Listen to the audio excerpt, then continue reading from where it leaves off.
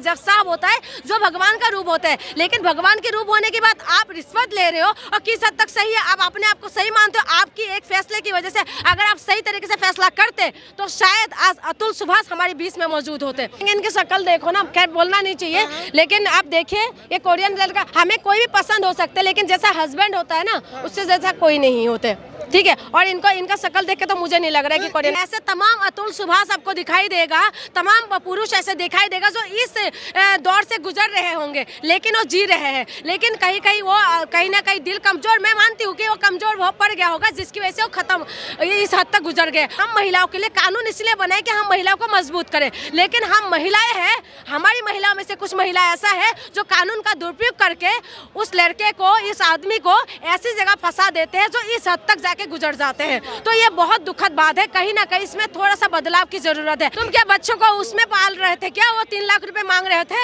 हाँ वो बंदा कहाँ से देगा ये बताइए? वो बंदा कितना कमा रहे थे? उसका क्या जिंदगी नहीं है? तुम अलग हो गए, उसके बाद अगर तुम अलग हो रहे हो तो तुम्हें डिसीजन तुम खुद ने लिया है ना तुम अलग होने का, तो बच्चे का जिम्मेदारी क्या माँ का फर्ज नहीं बनते? तुम तो बराबरी का अधिकार मांगते हैं, हम महिला बराबरी का अधिकार तो मांगते हैं, तो बच्चों का जिम्मेदारी सिर्फ उनका ही है, बाप का ही है, माँ का नहीं है क्या अधिकार? क्या लग रहा है कि जो अतुल सुभाष का जो केस है किस नजर से देखते हैं आप? देखिए जिस तरीके से उन्होंने सुसाइड किया, सुसाइड को तो मैं किसी भी तरीके से सपोर्ट नहीं करती हूँ, ठीक है। सुसाइड करना किसी भी तरीके से सही नहीं है, लेकिन सिस्टम से कहीं ना कहीं वो हार चुके थे। जब एक बंदा सुसाइड करते हैं ना, वो कहीं ना कहीं बहुत ज़्यादा टूट जाते हैं और बहुत ज़्यादा कमज़ोर पड़ जाते हैं, इसकी वजह से वो स्टेप लेते हैं। सपोज डेट अगर आप देख लीजिए, आप रेलवे स्टेशन में चले जाइए, रेलवे स्टेशन के आसपास तमाम लोग रहते हैं जिसका पैर नहीं होता, हाथ नहीं होता, किसी का कुछ जख्मी होते हैं, लेकिन उसके बावजूद भी वो जीना चाहते हैं, ठीक है। वो ऐसे कभी क्यों नहीं सोचते कि चलो चलते हुए ट्रेन के सामने हम कूद जाए और अपने आप को खत्म कर दें? वो भी जीना चाहते हैं क्योंकि उनके मन में जीने की उम्मीद होते हैं। लेकिन जो अतुल सुभाष है वो अच्छा खासा लड़का था और वो लड़का अच्छा खासा होने के बाद भी अगर उन्होंने सुसाइड किया है तो कहीं ना कहीं वो पूरी तरीके से पीड़ित था, ठीक है। और जो कहते हैं, कहावत होता है कि जो मरने से पहले लोग कभी झूठ नहीं बोलते, तो उन तमाम बातों को देख के खैर इन्वेस्टिगेशन हो रहा है और उसमें पता चलेगा सच्चा कौन था, झूठा कौन थे। लेकिन जो केस सामने उभर के आए हैं उससे यही लगता है जो महिला है कहीं ना कहीं वो गलत थी। नहीं, लेकिन निकिता के जो समर्थक है वो ये कह रहे हैं महिला गलत नहीं थी, अतुल सुभाष ही गलत था, वो कमजोर दिल का था, सुसाइड कर लिया। सुसाइड करने का मैं किसी भी तरीके से सपोर्ट नहीं करती हूँ, मैंने बोला ना मैं किसी भी तरीके से सपोर्ट नहीं करती सुसाइड करना, लेकिन उस बंदे को उस हद तक पहुँचाया किसने? कहीं ना कहीं वो पीड़ित तो होगा ना, कहीं ना कहीं परेशान तो होगा। ऐसे तमाम अतुल सुभाष आपको दिखाई देगा, तमाम पुरुष ऐसे दिखाई देगा जो इस दौर से गुजर रहे होंगे लेकिन वो जी रहे हैं, लेकिन कहीं कहीं वो कहीं ना कहीं दिल कमजोर, मैं मानती हूँ कि वो कमजोर वो पड़ गया होगा जिसकी वजह से वो खत्म इस हद तक गुजर गए। और वो स्टेप लेना कोई इतना छोटी बात नहीं है, ये बहुत बड़ी बात है कि कोई सुसाइड तक अगर पहुँच रहे हैं ना तो समझ लो वो जीने का अच्छा खत्म हो चुका है उसको, इसीलिए वो वहाँ तक पहुँचे। एक महिला देखिए, तमाम महिलाओं को मैंने अभी देखा है, मैं भी एक महिला हूँ, हमारी महिलाओं के साथ बहुत अत्याचार हुआ है। ऐसे भी बहुत मैंने देखा है कि जो हस्बैंड है वो मार मार के किसी का आंखें फोड़ देते हैं, किसी का हाथ तोड़ देते हैं, किसी का कान फाड़ देते हैं, ठीक है। और हाथ पैर तोड़ने के बाद भी महिला कोशिश करते हैं कि उस हस्बैंड के साथ रहे, उस आदमी के साथ रहे, और बच्चों की वजह से कहीं ना कहीं बंध के वो लोग रह जाते हैं। लेकिन जब हद से ज़्यादा गुजर जाते हैं उसके बाद जाके डिवोर्स लेते हैं। बट हमारी भारत की बहुत सारी महिला गाँव में भी जाके देखिए, शहर में भी जाके देखिए, बहुत सारी चीज़ें बर्दाश्त करके जी लेते हैं,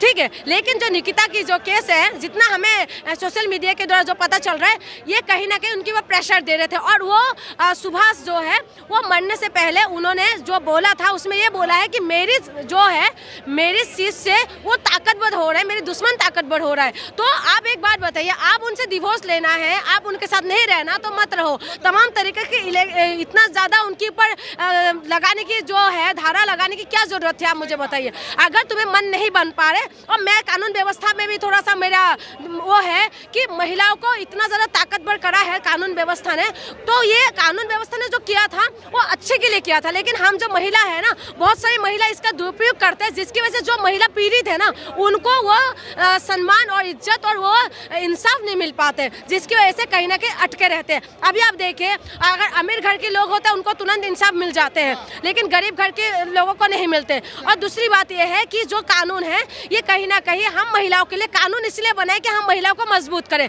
लेकिन हम महिलाएं हैं, हमारी महिलाओं में से कुछ महिला ऐसा है जो कानून का दुरुपयोग करके उस लड़के को, इस आदमी को ऐसी जगह फंसा देते हैं जो इस हद तक जाके गुजर जाते हैं। तो ये बहुत दुखद बात है, कहीं ना कहीं इसमें थोड़ा सा बदलाव की जरूरत है। हम तो कहते हैं समान अधिकार हमें चाहिए, ठीक है, लेकिन उसके बाद अगर हमें अधिकार मिल जाते हैं उसका हम दुरुपयोग करते तो ये तो गलत है ना। और मैं भी मांग करती हूँ कि पुरुष आयोग होना चाहिए, पुरुष का जो बातें सुना जाए। तमाम मैं महिलाओं को देखती हूँ, बहुत दुख लगता है कि उनको इंसाफ नहीं मिल पाता। अभी जो निकिता का जो केस था उसमें उसने 498 सेक्शन ए लगाया। अतुल का जो कहना था और जिसने अपनी 80 मिनट की जो वीडियो रिलीज करी उसमें उसने का यही कहना था कि एक धारा से बली हो तो दूसरी धारा लगा देती थी, दूसरी धारा से बरी हो तो तीसरी धारा लगा देती। कह रही हूँ आप इतना सारा धारा लगा, देखिए शादी का जो बंधन होता है ना, दो इंसानों के दिल से मिले हुए बंधन होते हैं, ठीक है। ये नहीं कि और व्यवस्था को इतना हम लोग समाज को देख के हम जीने लग जाते हैं, हम परिवार को देखते हैं कि समाज क्या कहेगा, परिवार क्या कहेगा। मैं तो ये कहती हूँ अगर दिल नहीं मिल रहा है ना तो छोड़ दो, ऐसे मर मर के जीने से अच्छा है कि अलग हो जाओ और उस बंदे उनको भी जीने दो जिसके साथ तुम नहीं रहना चाहते हो। उनकी सिर्फ पैसा वसूलने के लिए अगर तुम इस तरीके की धारा लगा रहे हो तो किसी भी हद तक मैं उसमें सपोर्ट नहीं करती हूँ, क्योंकि वो बंदा वहां तक पहुंच गया जहां उसको सुसाइड करना था। उनका पूरा जिंदगी पड़े हुए थे, लेकिन उन्होंने ये चीज करा तो गलत किया है। लेकिन मैं तमाम पुरुषों से भी यही बोलूंगी जो इस कहीं ना कहीं इस कैटेगरी में अगर फंसे हुए हैं तो उनको जीना चाहिए और सामना करना चाहिए, और कानून का भी थोड़ा सा इसमें थोड़ा सा पुरुषों का भी सुनना चाहिए। आप कह रहे हो कि पुरुषों से मैं ये मांगे करूंगी, पुरुष भी कुछ मांग कर रहे हैं और जो हमारे कमेंट बॉक्स में जो आ रही हैं वो ये कह रहे हैं कि जैसे महिला आयोग बना हुआ है, तमाम महिला की चीजें बनी हुई है, हाँ, यहाँ तक कि जानवरों के लिए भी कानून बने हुए हैं, एक पुरुष आयोग बन जाए तो अच्छा होगा। बिल्कुल पुरुष आयोग बनना चाहिए, क्योंकि देखिए बहुत सारे पुरुष हैं, मैं ये नहीं कह रही क्योंकि हम पुरुष प्रधान देश के अंदर ही रहते हैं तो पुरुष आयोग की जरूरत है ये सारी केस देख के। लेकिन एक तबका और भी है पुरुष जो महिला को नोचते हैं, जो महिला को खुलेआम बलात्कार करते हैं, तो उनकी भी मैं सपोर्ट नहीं करती हूँ। लेकिन उन तमाम पुरुषों की मैं सपोर्ट करती हूँ जो इस तरीके से गुजर रहे हैं, वो शादी करके लाते हैं। तो नया जीवन आप शुरू करना है, आप लोगों को अच्छे से जीवन जिए, 2 साल 4 साल 10 साल 15 साल 20 साल के बाद अगर आपको लग रहा है आप नहीं रह रहे हो तो आप लोग अच्छे से दोनों बैठ के समझौता करके आप लोग अलग हो जाओ। लेकिन इस तरीके के इतना ज्यादा किसी के ऊपर केस मत लगाओ कि सामने वाला बंदा जान देने के लिए मजबूर हो जाए। के समर्थक कह रहे हैं पुरुष आयोग बनाने की क्या जरूरत है, मर्द को कभी दर्द थोड़ी ना होता। क्या होता है? मर्द को कभी दर्द थोड़ी ना होता। पुरुष डायलॉग होता है, मर्दों का दर्द थोड़ी ना होता है। एक मर्द है ना, मर्द को बहुत दर्द होता है जो बता नहीं सकते। मर्द को दर्द होता है, मर्द से जाके पूछिए कि उनको दर्द होता है। उनको दर्द नहीं होता जिसके अंदर दिल नहीं होते, ठीक है। जो जिस तरीके से जो बलात्कारी होता है ना उनके अंदर दिल नहीं होते, ठीक है। उनके सिवा बाकी सारी पुरुषों के अंदर दिल होता है, उनका भी आत्मा होता है, वो भी सोचते हैं कि घर बसा के अच्छे से जिए। लेकिन उन पुरुषों के लिए भी मैं यही कहूँगी कि आप भी महिला, जो पुरुष महिला को मारते पीटते हैं, तमाम तरीके के आरोप लगाते हैं, इस तरीके से जीना है। अगर शादीशुदा जिंदगी है तो अच्छे से जियो, अगर नहीं बात बन रहा है तो आप अलग हो जाओ। बहुत सारी आरोप लगाने की जरूरत नहीं है। अगर आपको मिनिमम थोड़ा सा खर्चा देना, मेंटेनेंस है, बच्चे हैं तो दे रहे हैं तो ठीक है। अब बच्चे भी 18 साल के बाद वो समझदार हो जाते हैं, उसके बाद खुद ब खुद ही। लेकिन निकिता यही तो कह रही है, निकिता यही तो कह रही है मैंने कोई पाप थोड़ी ना कर दिया। 40,000 रुपए मेंटेनेंस के मांग रही थी, 2 से 3 लाख रुपए पर मंथ अपने बच्ची की पढ़ाई के लिए मांग रही थी, 3-4 लाख रुपए तो पर मंथ मांग रही थी। तुम क्या बच्चों को उसमें पाल रहे थे क्या? वो 3 लाख रुपए मांग रहे थे? हाँ, वो बंदा कहाँ से देगा ये बताइए? वो बंदा कितना कमा रहे थे? उसका क्या जिंदगी नहीं है? तुम अलग हो गए, उसके बाद अगर तुम अलग हो रहे हो तो तुम्हें डिसीजन तुम खुद ने लिया है ना तुम अलग होने का, तो बच्चे का जिम्मेदारी क्या? माँ का फर्ज नहीं बनते? तुम तो बराबरी का अधिकार मांगते हैं, हम महिला बराबरी का अधिकार तो मांगते हैं, तो बच्चों का जिम्मेदारी सिर्फ उनका ही है, बाप का ही है, माँ का नहीं है क्या अधिकार? माँ का भी तो अधिकार होना चाहिए। जब मैं कह रही हूँ कि मुझे सरकार से बराबरी अधिकार चाहिए, मुझे जो पुरुष का अधिकार मिल रहा है हम महिला को ही मिलना चाहिए, तो हमारी भी तो जिम्मेदारी है ना, हम बच्चों को पाले। हमने खुद जब वो अलग हो रहे हैं, तुम मेंटेनेंस का भी ले रहे हो, बच्चे का भी ले रहे हो, तो किसी भी तरीके से देखिए एक आदमी को उस हद तक गुजर गए हैं तो यहाँ तक नहीं पहुँचाना चाहिए। किसी भी महिला इस बात का सपोर्ट नहीं करेंगे, मुझे नहीं लगता। जो समझदार महिला होगा और इस बात को सपोर्ट करेगा, मुझे नहीं लगता कि सपोर्ट करेंगे। अतुल सुभाष का केस सिर्फ अतुल सुभाष का है और तमाम लगता है बहुत सारे लोग हैं। देखो मैं फील्ड के अंदर रहती हूँ, मैं तमाम लोगों के साथ बातचीत करती हूँ, तमाम पुरुषों के साथ भी बातचीत करती हूँ। कुछ लोग कभी कभी पुरुष आयोग के मांग लेके जंतर मंतर भी पहुँचते हैं, तो उनसे भी मैंने बातचीत किया, तो मैंने देखा है कि तमाम लोग जो है पीड़ित है,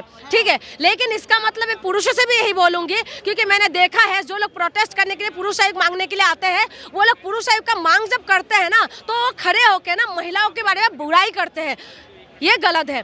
सारी महिलाएं खराब नहीं है, सारी पुरुष भी खराब नहीं आपने है। ये जो चीज़ बोली, मेरा एक सवाल है और मेरा भी नहीं है, कमेंट में लोगों का है कि जब महिलाओं के साथ रेप वगैरह कुछ भी चीज़ें होती है तो तमाम मर्द भी प्रोटेस्ट करने आते हैं, लेकिन आज एक मर्द के साथ इतना गलत हुआ जो पूरा देश सदमे में है, उसके साथ तो कोई भी प्रोटेस्ट करने कोई महिला नहीं आई। देखिए, प्रोटेस्ट करने के लिए निकले नहीं, लेकिन हम जैसे महिला आगे बढ़ के बात कर तो रहे हैं ना। हम जैसे महिला भी है जो ऐसे लोगों के सपोर्ट करते हैं। मैं पुरुष आयोग के साथ भी खड़ी थी, मेरी तमाम वीडियो भी है जो मैंने उनको वो क्या था, पुरुष आयोग की मांग के साथ मैं खड़ी थी, तो मैं उसमें भी खड़ी हूँ। लेकिन इसका मतलब ये नहीं है कि मैं महिला हूँ तो तुम मेरे सामने मैं महिलाओं को भी गाली दोगे, ये नहीं है। जो तुम्हारे साथ गलत हुआ है उस बात को सामने रखो, इसका मतलब ये नहीं है कि आप किसी को गाली दोगे। देखिए, पुरुष तमाम तरीके के, एक बाप का किरदार वो अच्छे से निभाता है, एक पति का किरदार अच्छे से निभाता है, एक बेटे का किरदार अच्छे से निभाता है, और उसकी बात अगर हम इस तरीके के आरोप लगाते हैं, मतभेद हो रहे हैं, तो आप लोग अलग हो जाओ, प्यार से अलग हो जाओ। और बहुत सारे पुरुष ये भी करते हैं कि महिलाओं के ऊपर तमाम आरोप लगा के मारपीट करते हैं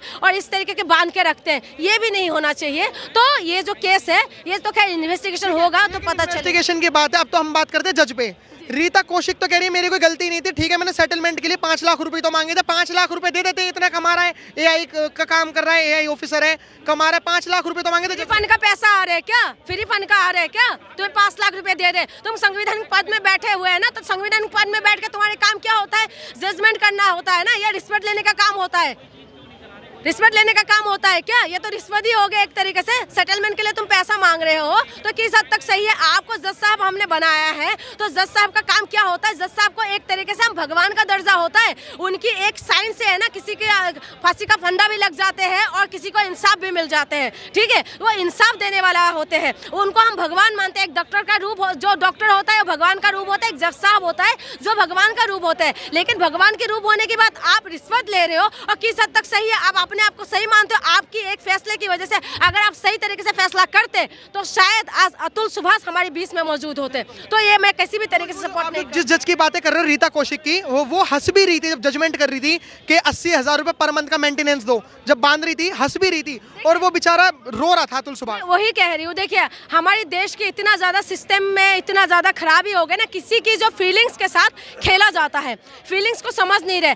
अगर जज साहब के काम यही था, हम तो जज नहीं है लेकिन हम समझने इंसान है, लेकिन हमें इतना पता है कि अगर दोनों का अनबन हो रहा है, ये लोग एक साथ नहीं रहना चाह रहे, एक बच्चा है, बच्चा किसके साथ रहना चाह रहे, ये जज साहब फैसला देंगे कि बच्चा माँ के साथ रहना चाह रहे, तो जितना बच्चों का खर्चा है, मेंटेनेंस है, इतना दे रहा है, इनफ है। इसके बाद भी आप कह रहे हो कि 3 लाख रुपए दोगे, फिर आप 40,000 रुपए का मांग करोगे, और आप कह रहे सेटलमेंट के लिए मुझे भी पैसा दो, तो वो बंदा कमा के यही करते रहेंगे, उनका जिंदगी नहीं है। और शादी इसीलिए किया था ना कि जिंदगी आगे अच्छे से काटे, लेकिन उसके बाद अगर इस तरीके से हो रहा है, आप नहीं रहना चाहते हो, अलग होना चाहते हो, अलग होके खत्म करो, उसके पास भी तो कुछ बचना चाहिए, ये पूरा पैसा कमा के तुम्हें दे दे। अब हम कुछ रिव्यूज भी लेंगे। आइए है निकिता सिंघानिया, हम स्क्रीन पे चलाएंगे, आप स्क्रीन पे फोटो देख रहे हो जी। इसको कोरियन लड़के पसंद है, आप देख के पहली बार में क्या कहोगे कि कोरियन लड़के से मिल जाएंगे?